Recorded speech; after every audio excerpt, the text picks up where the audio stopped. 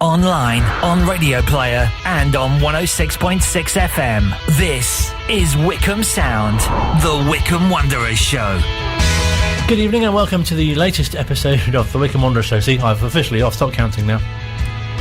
Indeed, yes. Sorry, I was momentarily...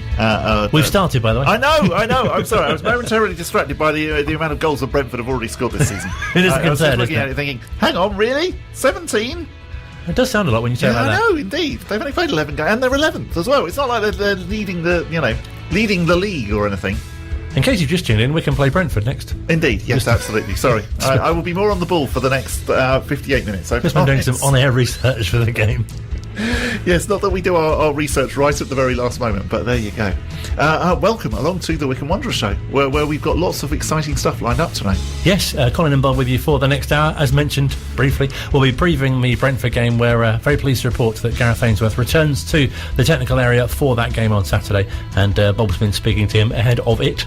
We will also be chatting, we'll be going all the way back to the 1940s, and somebody who actually watched Wycombe before the Second World War and played for them just shortly after the war. We'll be speaking to Dick Tunmer. He was a wing-back, you know. He was indeed. That doesn't exist anymore, really, does it? No. And we'll be catching up with someone who is considerably younger and plays for the current team. That's forward Alex Samuel. Find out how we got on chatting to him. Is that it? I think that's it. I think that's about it, yeah. I think he was a wing-half, wasn't he? Not a wing-back. Oh, was he? Yes, apologies. Yeah, I was just again, you see, dear, my brain's slightly slow tonight. And it was like, no, he's a wing-half, not a wing-back. So you have an international break. I know, and it all goes to pot. It's very true. You know, and this is why none of us like the international break. It's just, sorry, but the international break, it's a bit rubbish. It does seem strange, doesn't it? Yeah. Especially to have it this time as well, because we've already had one, haven't we, last month? Yes. Yeah, I mean, this is the thing now, though, that there isn't now another one until the end of March. That's right. And you do think, it's like bank holidays, isn't it? Suddenly now the fixtures are going to come quite thick and fast. And I think by the time that the March one comes around, they're really going to need that international break, aren't they? Absolutely. Yeah, it does seem a long way, especially with the Christmas period coming up as well, because traditionally there's a lot of games over the festive season. Yeah, it's not quite so bad this season. No. So there's a game on Boxing Day, then there's a game sort of like in the middle between Boxing Day and New Year, and then there's just like a New Year one, and then that's it. Whereas normally they try and squeeze 4 in, but actually this year there's only 3. And then, of course, we're playing the FA Cup in the 3rd round. Yes. Strange not to have started in the FA Cup yet, isn't it? I know. Isn't it nice not to be in the, in the leasing.com Papa Johnson's paint thing? Yes. Leyland Daft Cup. Normally at this stage of the show, of course, we'd be reviewing the last game, but there wasn't one. No, that's true. There wasn't one. It was the boring international break. I know people like their international football, and I enjoy the international football when it's on. But I do find, particularly the Nations League, it's a little bit. It's a little bit sort of like the Premier League teams in the second round of the Carabao Cup, where clearly they're not that bothered. And I mean, it was quite nice to see Germany having what was it, 6 being put past them. Yes. But at the same time, you do think, well, were they that bothered? Probably not. So instead of reviewing the last game, I thought we could review last week's show. Yes, last week's show was very, very good. And that's not just me saying that. We did have an email, which was very, very kind. A very good evening to David Alderman. We're not trying to turn this into points of view now, but it was nice of David to say, just wanted to say how much I enjoyed the weekly Wycombe Wanderers show. Bob and Colin are so enthusiastic and funny together. So that makes up for all of the mistakes that we make. They provided us with so many interesting interviews with ex-players and current management alike. And while we're not allowed to attend games, this show is a great source of information to Chairboys fans. Thank you for providing this excellent service. Thank you very much, David. That was very, very kind of you to get in touch. No, really appreciate the feedback. And also you had some feedback about our chat with Martin as well. Indeed, yes. So on the gas room forum, it was very nice to see that they were then saying they very much enjoyed the chat with Martin, particularly the get warmed up, you're coming off. They very much like that. So classic St. Martin. Thanks for posting, somebody said. Also, it was pointed out as well that in the interview he said that it was about John Hartson, and originally he said it was about Trevor Aylett, and one of the best quips ever, somebody said, and you did point that out as well, I think, at some point. Yeah, that's referring to the video which JDT and the Ex-Players Association have put together that Martin did in 2012. He was at the Veer Suite at their dinner and regaled that story about Trevor Aylett, who who's taking off. I think it's just a brilliant line. Goes off, warmed up, you're coming off. Just, he clearly just chooses a different player every time that he maybe tells the anecdote. It's gasroom.org. That is the fantastic forum. So good evening to everyone who is listening on there as well. Yes, join in, take part, all that sort of thing. So thank you very much for your brilliant comments. We very much enjoyed doing the show. Got some fantastic guests lined up in future episodes as well. Former players, current players, maybe even future players. Absolutely. That'd be different, wouldn't it? But we're going to be bang up to date at the moment, aren't we? So it has been the international break, and yes, we've all found it a little bit dull. But we've been finding out what Alex Samuel has been doing during the international break. Yeah, it's been really relaxing. We had the weekend off, and we had 2 days off as well before. So I played in the Bournemouth B game. I think on the Tuesday, then we had 2 days off, and then we were in on the Friday for a little game in Adams Park, a little game, and then we had the weekend off. So it's been nice, but like you said, with lockdown, there's not much really you can do apart from, I think the most common thing people say is, do you want to go for a walk? And obviously on Saturday, it was not nice weather at all, near enough of the weekend, so it was just very much just staying at home, watching Netflix and relaxing, really. And I think the boys really, all of us needed that break because there was a lot of games. So yeah, we've just embraced it, we've enjoyed it, and we're all refreshed now and ready to go again and kick on for Brentford Saturday. I was going to say, it seems to come at a really nice time, hasn't it? Because you had that, as you say, there's been a run of games, especially against some big teams, but I guess you'll find that in the Championship anyway. But you had that losing run, which I guess certainly from the outside must have been quite demoralising. But I guess the sort of the mood in amongst the team probably was still pretty high, because essentially you're still playing in the Championship and playing these teams. Yeah, that streak of loss that we did, it just shows how close we are as a team. Because I'm telling you, probably most teams that go through that probably would just crash and fall. But I think I think it was the Watford game, wasn't it, where it all we started picking up points. And even before that game, there was such a belief in the changing room that, you know what, we're here for a reason, we're here for a purpose. We're not just here to fall straight back down. We're here to make a mark. And like you said, people wrote us off in League One last year saying that we'd be relegated. So we're very used to all the negative comments. So it was just, we're going to embrace it. We're going to enjoy it. What an incredible privilege and an opportunity for us to play in the Championship. And, we're loving every second of it. So before every game, we're loving it, and we just want to play and enjoy it. And I think the enjoyment now is starting to come through the team. And you can definitely see that in the performances the last couple of weeks, because we've been playing very good football, which has been really nice to see.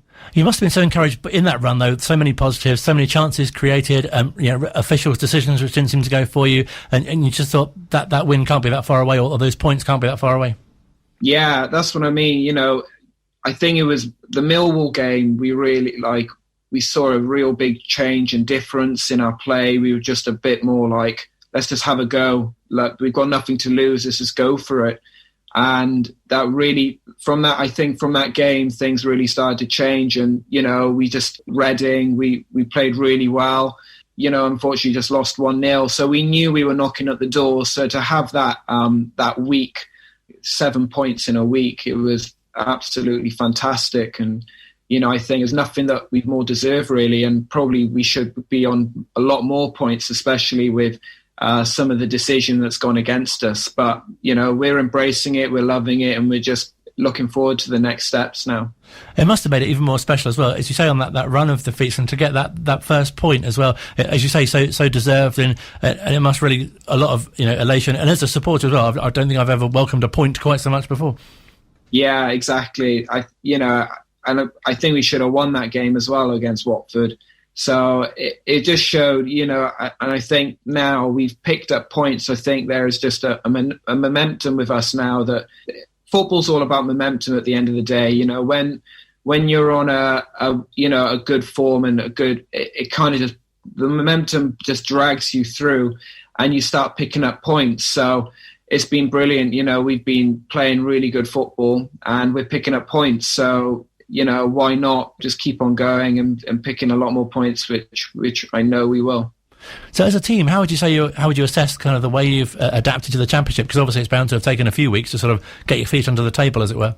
Yeah, I think that it took a few weeks for us just to adapt, and the difference is massive, really big between League One and Championship. You know, you're talking about, you know, multi-million-pound teams we're coming up against. And I think the major difference is that a lot of times, if you make a mistake, you'll be punished for it in the Championship. Where in League One, you probably wouldn't be as much. But when you are coming against some really good teams and some really good players, if you make mistakes, they will literally take the ball, run up the pitch and put in the net. And you think, wow, you know, when did that happen? You know, so it's been a real, even for myself, just changing, you know, I think just accepting as well that, wow, this is a new level, but embracing it as well. And I think over the last few weeks, we've really embraced it and really took it on and start to enjoy it. I think we were kind of a bit caught in the headlights at the start, but now we are enjoying it now, which I think is the main thing for us to do. It must be so great to be able to compete against teams that, you know, were in the Premier League last season. Exactly. You know, Watford, even just teams like Reading, Swansea for myself. You know, you look at the fixture list and, like you said, every week it's a big team. Like it's a big occasion. There's no like little team or you think, oh, we should easily roll them over. It's not like that anymore. It's like, wow, these are huge, big teams. So it's amazing. And I think all the lads are just lapping in the opportunity and enjoying it. So Bob, who's seen every game so far, he said to ask you, it seems to him, and I don't know if it's something that you've observed at all, but you do seem to be getting fouled a lot. He said, especially in the Norwich game, does it feel like you might take it as a bit of a compliment, I suppose, mightn't you? Because you get sort of creative players who are always getting chopped down. But is that something that you've noticed? You always seem to be getting fouled quite a lot. Yeah, I think they're quite clever. It's a lot more clever fouls, I think, in the Championship. I think, you know, players know when you've got a good opportunity. Or for a great example with me on Ben Foster, you know, where he actually fouled me, but because he screamed, he actually got the free kick for it. So I think in the Championship, players are a lot more clever, a lot more streetwise. So we've had to really raise our game in that as well, and just, you know, be clever in our play, which I think we've done the last couple of weeks. And how do you feel your own game's coming along? It must be fantastic to obviously have a run in the side and to be doing really well in this stage of the season. After it must feel like quite a corner's been turned, really.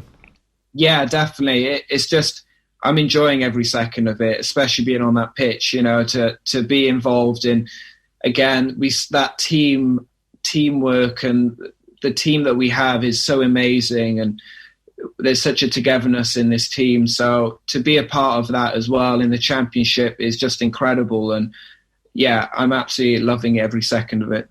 Because I suppose in a way you couldn't have imagined quite how well it would have gone. I mean, you came to the club 2 years ago, which you know, in sort of football terms doesn't seem that long, especially when you compare to someone like Matt Bloomfield, for example. But, you know, in kind of modern day terms, you're very established at the club now.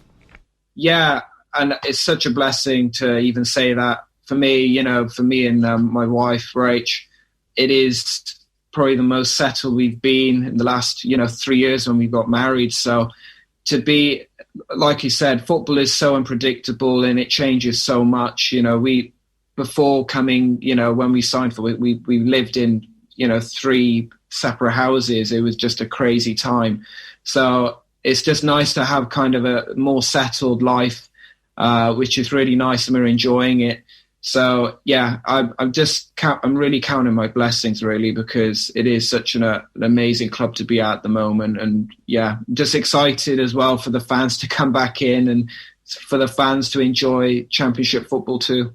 I mean, I guess as well at the end of the year, although you probably won't get a chance to, because footballers famously have a very hectic end of the year. But if you get a chance to sort of reflect on 2020, you just couldn't have imagined really that, you know, you've gone from League One to playing to not playing to, you know, having the chance to play for the Championship, to get in the Championship, be a winner at Wembley. It's a crazy year, really. Yeah, 2020 has been a really crazy year, and it's been a really hard year for a lot of people, you know, for families. And so I think for us, just to call, you know, with our success, we just, as a team, we just really hope for the fans and the people in the area that we've just injected that joy and a bit of hope as well that, even in the darkest times, there's a light there, so that's something that we really wanted, especially through the playoffs, to really do for the fans as well, because we know how hard of a year it has been for everyone. So that was something that we were really pleased about, to even just for them to experience and say that they support a team that's now in the Championship, which is amazing. No, it's been brilliant to follow, especially even the Fleetwood game, when you think, scored really early. Even then there was such a feel good about the chances of getting to the final even. Yeah, that Fleetwood game was probably one of my favourite games I've played. The first away game, I think we were all a bit astounded after the game, winning 4-1, and you think, wow, we are really close to Wembley. And then obviously getting to Wembley and having that experience, walking out on the pitch at Wembley, was just so amazing, and it's something that you'll never forget. You'll never forget that. So it's been a crazy year, but a brilliant one for Wycombe, which is a blessing in itself.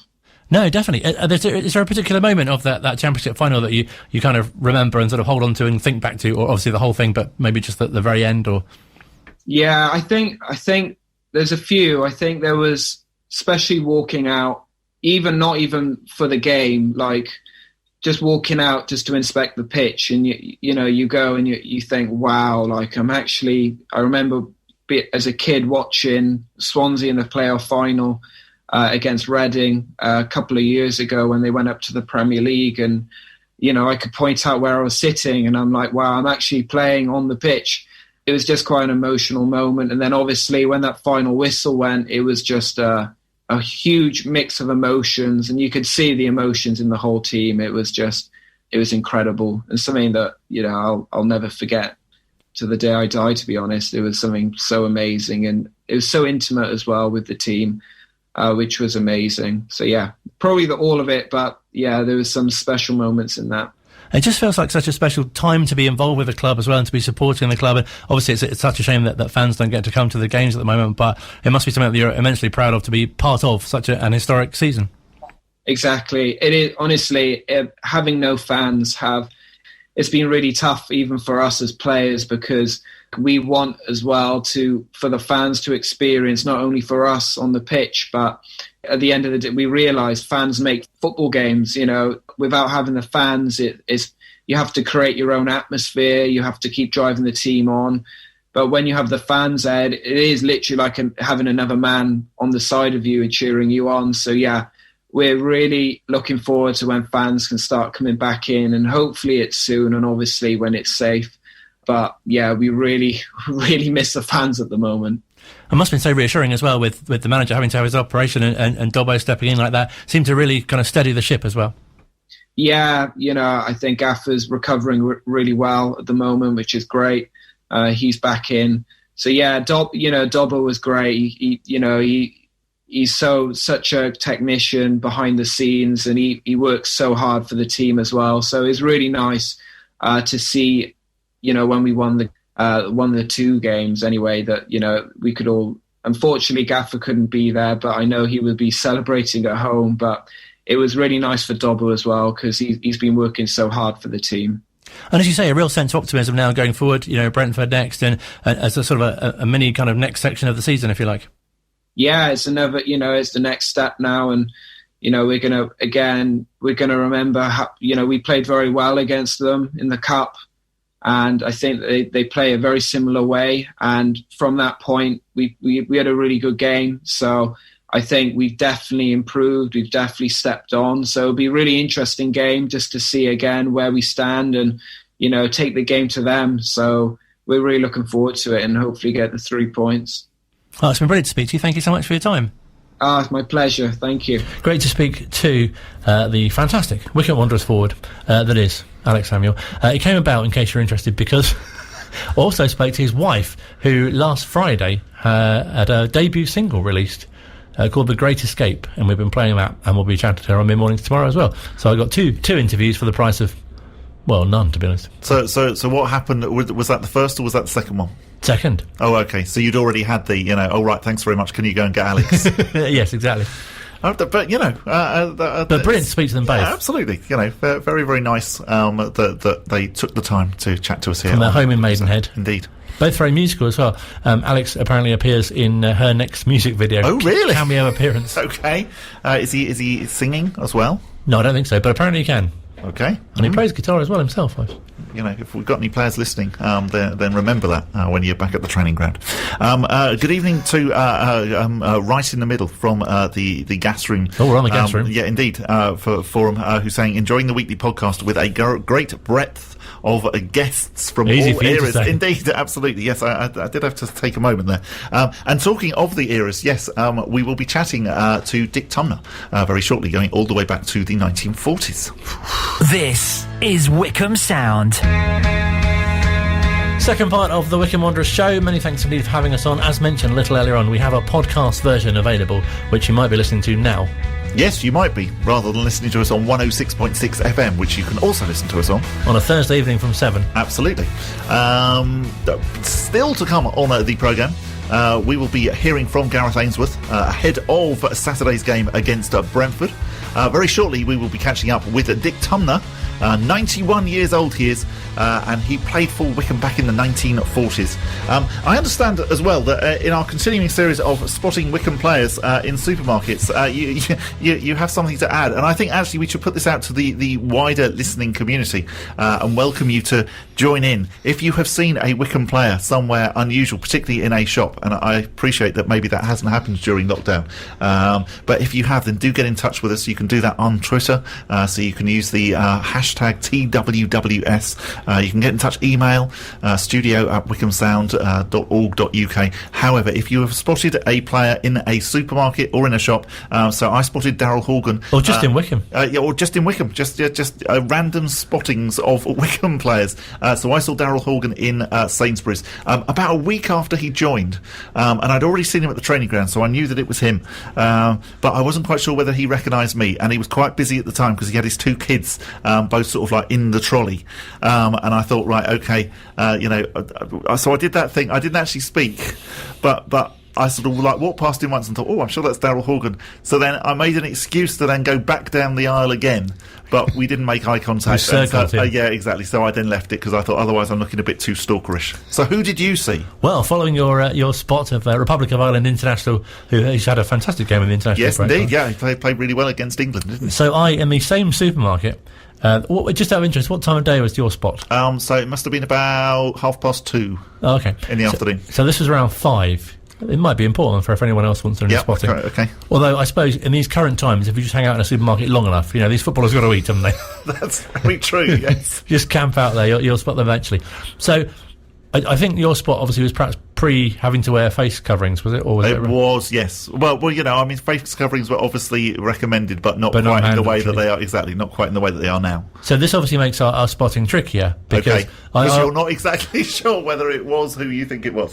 And also, I often don't recognise people I know if I see them with a face covering on. So, is that really you? I've walked past you a good few times, thinking, oh, it's Colin, and you haven't said anything. So I reckon, and again, I'm not wholly certain, but I think it was Uchi. Oh, great! Because he looked Uchi-esque. Okay.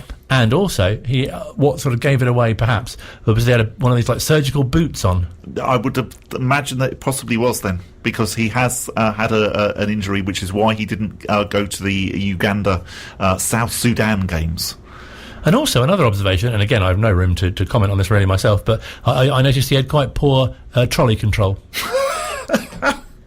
He wouldn't be very good on Supermarket Sweep if they did a. He had one of the smaller trolleys special, because I think he was guiding it a bit too freely. I think. Okay, all right. I might actually add that into my list of questions that I'm going to ask players.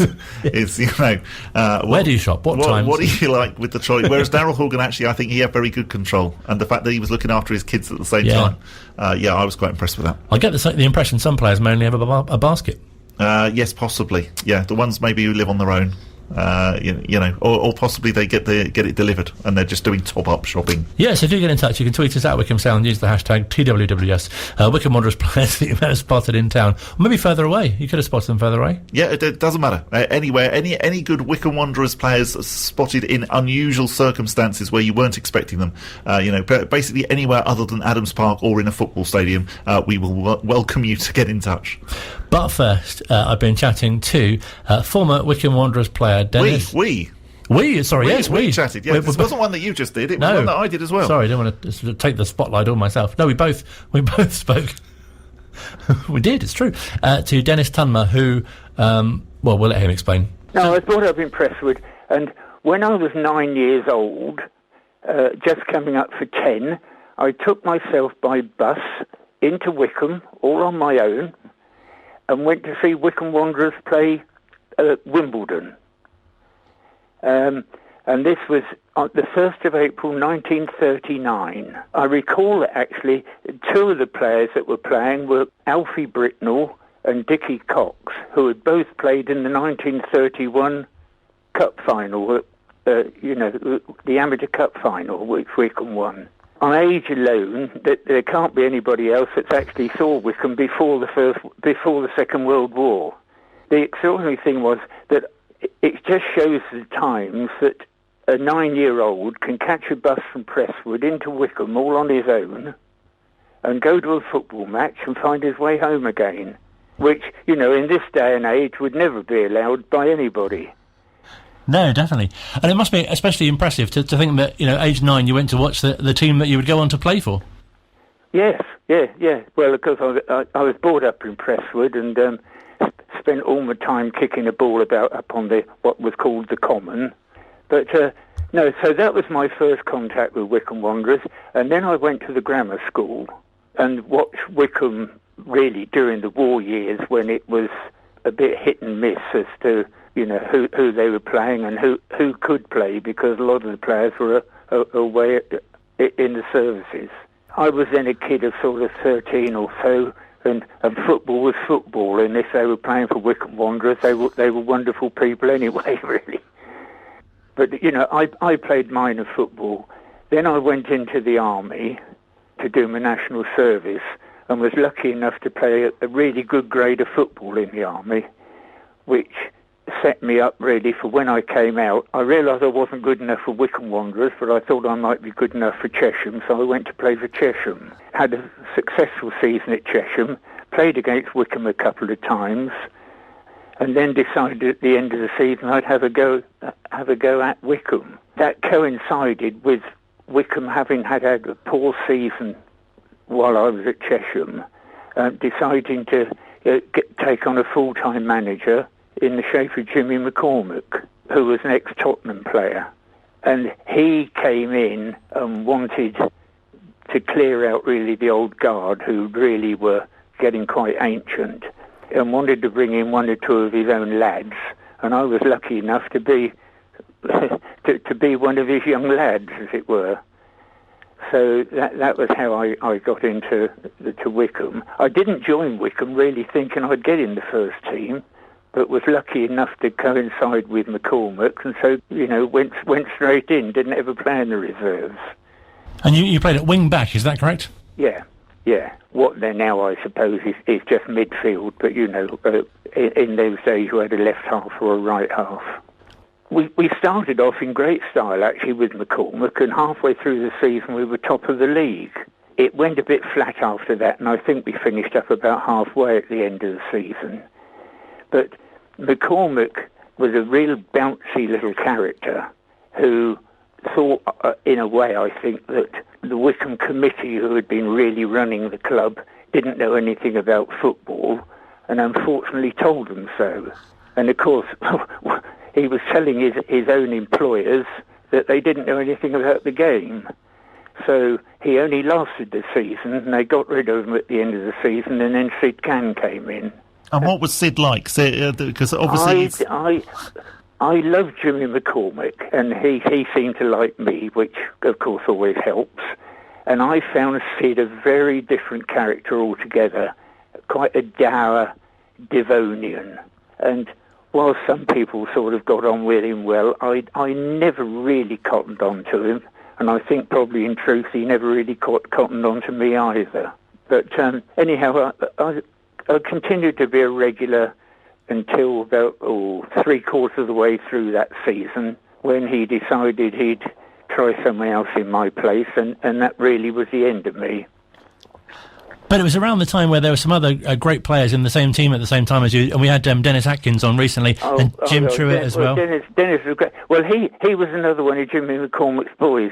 Him and I were the two that really went into the team with Jimmy, and I was still great friends with Dennis. I mean, the star of that side was Ken Butler. He's the father of Eddie Butler, who is the ex-Wales rugby captain and the Guardian rugby correspondent. Yes. You may have heard of Eddie Butler. He does rugby commentaries. And Ken, his father, had been in the RAF at Naphill, I think, during the war, and had played for Wycombe. And when the war was over, he continued to play for Wycombe and used to travel up from South Wales every week. They used to send a car to Reading to pick him up and dash him to the ground just in time for kick-off half the time. Wow, that's quite impressive. That's the sort of thing that you imagine modern footballers probably doing, maybe commuting from South Wales, not footballers just after the war. He kept on, and as far as I know, he never played for anybody else. I'm not 100% sure, but I think he got one amateur international cap. He certainly went on a tour with the England team anyway. He was really the star turn of the team during my time. Could be very, very good, or could have his off days as well. But generally, he was the star, I think. Are there any particular matches that stand out during your playing time at the club? In the first season, we got through to the last 16 of the Amateur Cup, which of course was always the big thing in those days. We played Marine Crosby, a team from Liverpool, at Lokes Park, a crowd of 12,000. Lucky enough, we beat Marine and then had Barnet away in the quarter-finals of the Amateur Cup with 11,000. You've got to remember that this was shortly after the war, when there weren't many cars around. They'd been starved of sport during all the war years, and there's a huge appetite for sport, but because people didn't have cars, you either travelled to London to see Arsenal or Chelsea or someone, or you stopped in Wycombe and watched the local team. So the crowds were really quite good, and of course not expensive either. I think probably the equivalent of about 20 or 30p to get in, I should think. Wow. If you had less than 5,000, it was a poor day. And for the better games, you could reckon on 6,000 or 7,000, 7,000 or 8,000. The better games being Leytonstone and Walthamstow in those days. And tell us about what happened to you after your time at Wycombe, because I know you went to play for Chesham and also manage them, and also at Prestwood as well, and encouraged quite a lot of other players to develop and go on to Wycombe as well.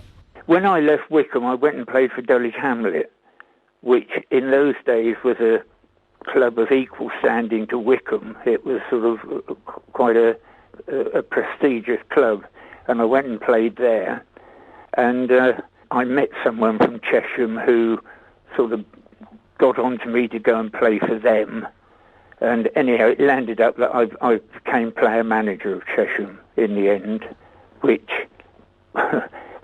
started off not too badly, but it didn't end up too well. And you went on to be an estate agent, I understand. Well, I was a chartered surveyor, which I like to think is slightly better than estate agent. No, definitely. I'm sure you're quite right. Dick, how difficult was it to be a player manager? People always say that that's quite a difficult role to fulfil. Well, it was, because there were players in the team who were older than me. It was like we had some very good results. I mean, I went there when they were absolutely rock bottom, so I couldn't have made them any worse. And we certainly did improve, but I had a full head of hair when I took the job on, and didn't have a full head of hair when I finished it. So I suppose it's something it was an experience that I did, but it's not something I think that if I'd known how it was going to go, I wouldn't have taken it on in the first place.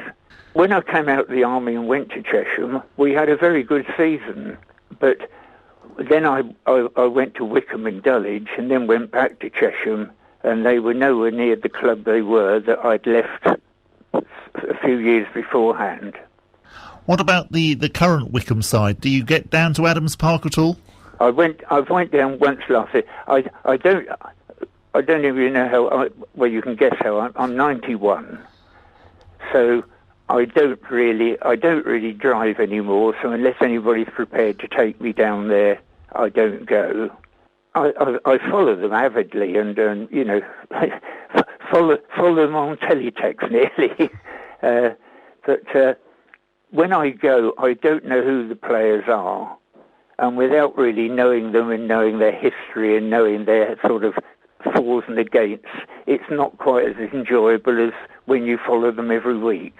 Yeah, no, we understand what you're saying. It must be remarkable, though, to see them in the second tier of English football. Absolutely. I only hope the trend that's been over the last few weeks continues. I mean, I think if they're still in this league next season, it will have been a really brilliant achievement, I think. No, definitely. And also fantastic that you're the oldest member of the Ex-Players Association. That must be a really great thing to be able to share your memories with other generations of former Wycombe players as well. Well, I had a season ticket for a long time. There was a very good friend of mine who played for Wycombe called Jackie Tomlin. We had season tickets next to each other for quite a number of seasons. He played in the Wembley match against Bishop Auckland. Yes. No, he was a good friend of mine, and we sat next to each other, and for a number of years with season tickets. And you say you still keep in touch with a lot of your former players and teammates today? Dennis Atkins, I keep in touch with. I see Michael Wicks occasionally. I played with Dennis Sirett, the goalkeeper, who was at Wembley. I played with him and see him occasionally, but really, I can count on one hand those who were still around when I was around. Of course, but it must be fantastic to have those memories. Yeah, well, with all footballers, it's a very short life, really. I mean, as I say, I've had over 90 years, and my football career probably is only about 12 or 15 of those. And yet, when you think about it, it's an extremely important 15 years. It's great to speak to Dick Tunmer from his home in Bourne End. At 91 years old, he's the oldest member of the Ex-Players Association. Big thanks to JDT and Alan Hutchison for helping to arrange that. And we've got other chats with other former players coming up in the coming weeks as well. I thought he was wonderful. I really enjoyed chatting to Dick. Yeah, because you were there as well. Yeah, he was very good. That was you as well on that. Yeah, no, I enjoyed that. Thank you very much, Dick. It was great to speak to you. And we did enjoy hearing all of your reminiscences. Yes, good word. Indeed. We're coming really bang up to date now, though. So Gareth Ainsworth, I spoke to him earlier on today on Wycombe Sound, and we will be catching up with him very shortly. Love music, love talk, love Wycombe Sound. Final part of the Wycombe Wanderers show for this week, building up to the game against Brentford. And we were chatting off there about previous Brentford games that you've been to. She's a busy lady, isn't she? You won't know what I'm talking about now if you're listening to the podcast, but a bit like her son, actually. He does breakfast and drive. She does Sunday breakfast and now Sunday brunch as well. Very impressive. Indeed, yeah. Special mention if you're listening on the podcast. Absolutely, sorry if you're listening on the podcast, you won't have a clue. But that's just to encourage you next week to listen actually to the proper show between 7 and 8 o'clock on a Thursday evening. Yeah, very good. What was it that I was saying? You've completely forgotten now, haven't you? Brentford. Oh, yes, indeed. Yes, Brentford. So I remember many, many, many years ago, so when I first moved to Wycombe, so it would have been 2001, so we played them in the Leyland Daff Johnson's Paint leasing.com thing, Papa John's now trophy. So I remember going along to Adams Park on really one of those really, really, really cold Adams Park nights, and I know that it is always really cold unless sort of like you're going in May or August, one of those really chilly ones, and sitting up in the front Adams stands, absolutely freezing, and we won 1-0 anyway, which was fantastic. And then I remember that we played them there a few weeks later, and I didn't, it was one of those games I nearly went. And then I think something happened, something at home or whatever, and so I thought, oh no, okay, no, I better not. I think probably my daughter was only about 3 or 4 months old, so it was one of those times where, you know, I was sort of having to accumulate a lot of brownie points to be allowed to go to football, and thought on this particular occasion, no, I wouldn't. And it's always strange when you don't go to a game, isn't it, as to what you really want to happen. And I can remember then sort of like reading the reports afterwards, which was that one of the best games ever seen at Adams Park, and we'd beaten Brentford 5-3, and I'd missed it. I'd gone to the Johnson Paint Trophy game, and, you know, wasn't very exciting, and I'd missed the 5-3. A number of links as well between the two clubs. We had on the show last week Terry Evans, who of course signed from Brentford, initially on loan, and then Martin O'Neill paid £40,000 for him, as recommended by Jason Cousins, another former B. And Terry Evans mentioned that Richard Dobson used to clean his boots as well. Oh, really? Okay. Yeah. £40,000. I mean, that sounds like amounts of money that footballers really should still cost, but actually sounds, you know, really, really like a very, very small amount these days. For a club like Wycombe to pay out then as well. Yeah, absolutely. Yes, £40,000 is, you know, was a lot of money for us in those days, and still would be quite a significant fee these days. Probably. Absolutely, yeah. So brilliant to have Gareth Ainsworth back. That wasn't a pun. Indeed. For the game on Saturday against Brentford, and Bob's been speaking to him only this morning. I've been back for a week now. After being sent home, after trying to make the Forest trip, the doctor sent me home. But it was never going to stay away this week. So I made sure I've been in for the last sort of 10 days, and yeah, ready to go. And Saturday I'll be back in the dugout. Our lovely new dugouts as well, which is great. Yeah, with the nice new chairs as well, which is going to help the back, I would imagine. Yeah, I don't sit down too often. No, I was going to say that. You're still going to be kicking every ball on the touchline. Absolutely, no problem. I mean, with regards to the back, it did end up sounding quite serious. I mean, clearly the club were playing it down quite a lot, the first game that you missed, but actually it did sound like quite a serious operation that you ended up having. Yeah, it was emergency surgery, yeah. So it was an ambulance job, which I don't often, I've never called, I don't think. I think I've ever called an ambulance in my life, so that was the first one. But anyone who's been through what I went through will understand, you know, you're semi-paralysed down your legs, and it wasn't nice at all, you know. So it was a combination of probably 600-700 games in professional and non-league football, and getting on a bit, you know. So it was a nasty one. But thank goodness, you know, for our NHS, everyone's been clapping them for the pandemic, and I want to join that. But also, I've got another reason now to stand up and say thank you, because they were absolutely fantastic, you know, and we're lucky to have one of our club doctors, Dr. Carl Waldron, works out of Reading as well, and he was there, which was nice to see a friendly face at the hospital. So all really went well, but it was quite serious for a period of a day or so. Fantastic. Well, we're very glad to have you back, although it must have been quite reassuring as well that actually you've got somebody like Dobbo to step in when it happened. Absolutely. You know, we are yin and yang, definitely. We are total opposites, and anyone who's ever sat with us during a game or watched us train or even been on a night out with us will know that we are definitely opposite people. But there's a big blueprint of how Wycombe Wanderers is and how it's been for the last definitely 6 or 7 years, and Richard's played a huge part in that, as big a part as me. All my staff have, you know. I wouldn't be able to do it without any of my staff, you know, and I couldn't leave it in safer hands, you know. There's one big aspect of my working life is being able to trust people, and I can trust Dobbo with everything, absolutely everything.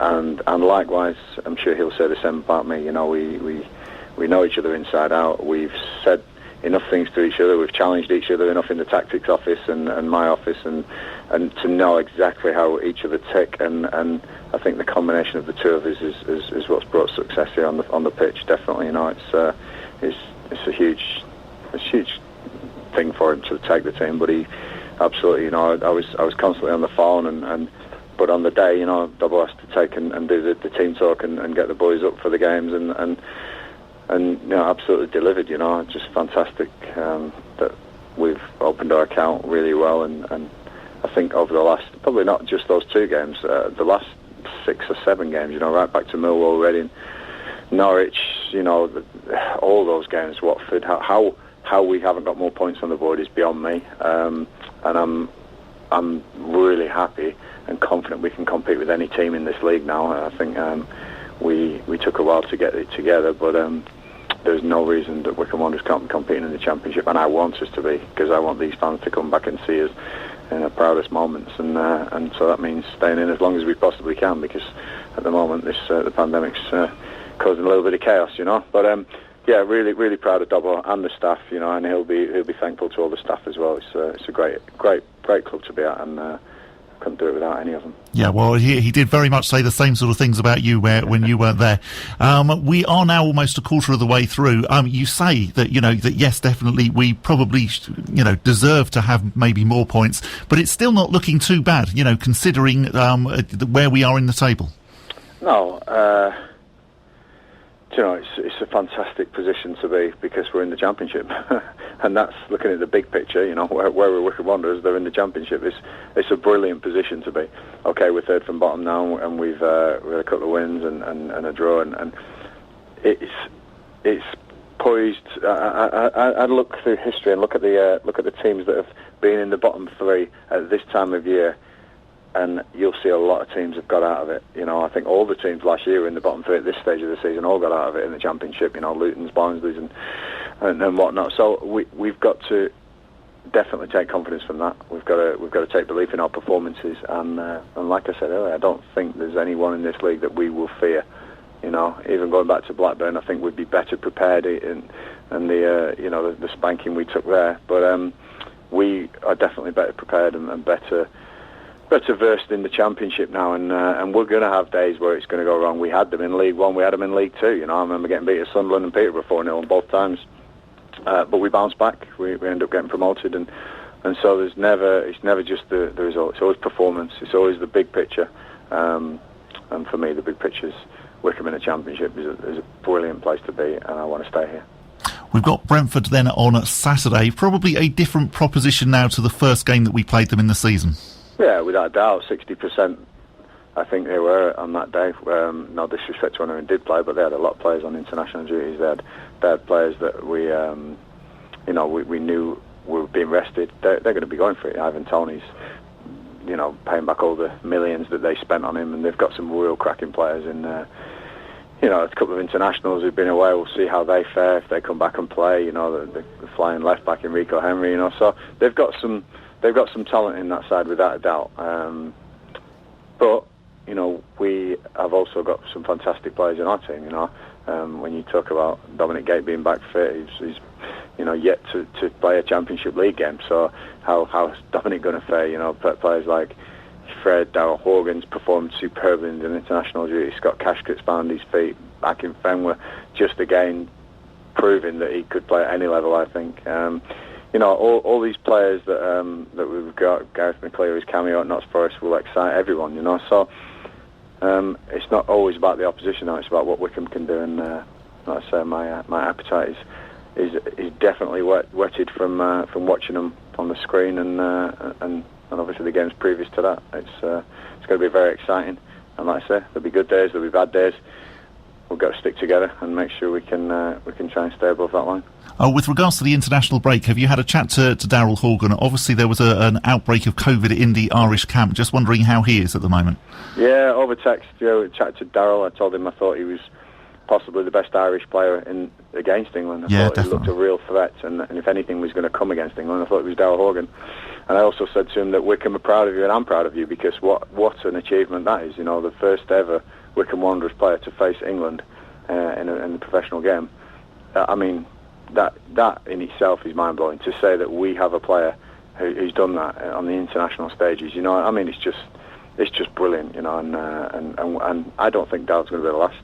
I know he won't be the last, and I'm hoping that people are looking at the likes of Anis Mehmeti as such a young boy with a great talent, and there's no reason why some of our younger players can't be looked at, and Anthony Stewart, players like that who've really performed well, who potentially for their countries could be interested. And I know Uchi's frustrated he wasn't fit for Uganda, but again, so proud to have actual internationals in our team now. It's it's a real big step from the days of when we first took over. Really, really proud.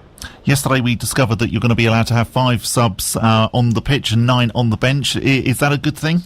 It is a good thing. It's a good thing for football. I think it's your squads are what your squads are. People are saying it's going to favour the bigger teams because they have 5 better subs than everyone else.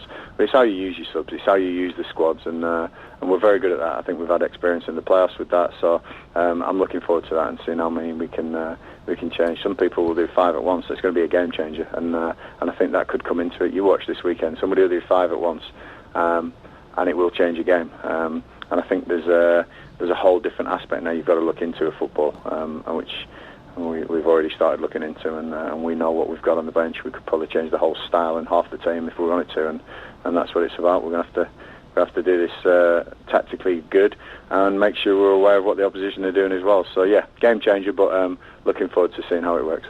Finally, I just want to mention to you that we had Martin O'Neill on the Wycombe Wanderers show last week, and just how very, very grateful he was to have been invited to the Rotherham game, how grateful he was to everybody at the club for the welcome that he got there. No, somebody like Martin is an absolute legend to me, and you know, he's always tough.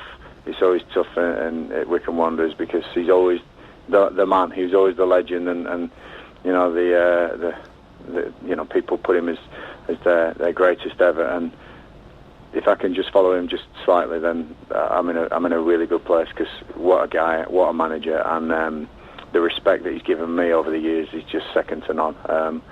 Just the mark of such a great human being, and you know, really, really pleased. We gave him a great welcome, and it was great to see him. I just wish we could have won for him, but that'll come. Great to hear from Gareth. A fantastic interview, and brilliant to hear that he's doing well after his enforced break. Yeah, indeed. And you start to realise that actually, yeah, it was a lot more serious than was being made out at the time. I completely understand why the club were downplaying it. Clearly, it's been something that actually has been with Gareth for a long, long time. But actually, in that moment, as Gareth said, you know, it was quite serious for a day or two. The fact that they had to call an ambulance, clearly he was in quite a bad way. No, definitely. I wish him a speedy recovery, and great that he's got some new seats, although he won't be using them. Yes, absolutely. They do look quite impressive. Although I don't understand, what is it about football dugouts, why they have to have these sort of like racing car type chairs? You imagine, and there's probably a way of finding out, but there's sort of one team or one club that did it first, yeah, and then everyone, this is good. Exactly that. And everyone thinks, oh, right, okay, well, that's the sort of seats we should have. And it's just like, well, why? Go faster dugout. I don't quite get it. Are they comfy? Do they work? It will be interesting to know. Something else that I took out from your chat with Gareth and when Alex spoke to me as well is that this sort of international break seems to have come at a really good time. It feels like there's a bit of a reset, and because now we've got stopped the rot, if you like, of that run of defeats, and got a first point, got our first goals.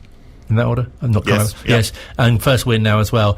And as Gareth mentioned, it's not bottom, not second from bottom, but third from bottom. It seems a little healthier, and looking ahead to the games to come. Yeah, indeed. And we've now got 2 home games on the bounce. So obviously playing Brentford this Saturday, and then we've got Huddersfield at home on Tuesday night, which again, exactly. That's that I'm sure that was that's an opportunity for points. I think Brentford is going to be obviously a tough game. They are very much a free scoring side. They are the second highest scorers in the division at the moment, behind only Blackburn, and of course we helped Blackburn get a few of those goals. But yeah, I think it's going to be tough this Saturday, but I think we certainly will be up for it, and very much we do raise our game for the big teams.